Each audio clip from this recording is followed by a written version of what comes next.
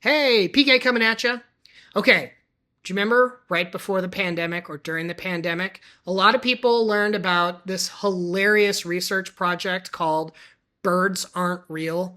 And it was a study about like, hey, how can we spread misinformation? So, you know, birds aren't real, hilarious.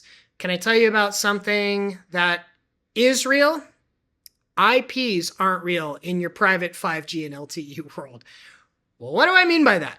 If you're like me and you're coming into this from the network world, I have my orderly little world. I have my MAC address that gets an IP address, and I can go look in my, thing that's granting IP addresses and figure out, oh, that's this device. Sometimes that's easy, sometimes it's a little difficult, but it can be done. Now, when I have these things, they don't use MAC addresses.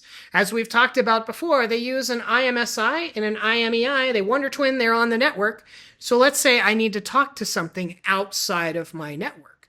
I am going to be assigned an IP address, kind of like a NAT tunnel, if you're familiar with a NAT tunnel, to go talk to something else. The core is going to keep track of that and then translate the communication. Now, why is that important? If I need to figure out which device is trying to talk to China, usually it's really hard, right? I have to first know IMEI and IMSI, what they're connected to. Then I need to figure out what IP address it had at the time, or maybe I go the other way and I find the IP address and maybe I can find what the device is. But many times I don't have a link of the IMEI and the IMSI. So how do I do that? Glad you asked. The software that I work with called OneLayer, we provide all of this. Because if you don't have something that tells you, hey, this is the IP address that iPhone was using that time, probably going to have a bad time.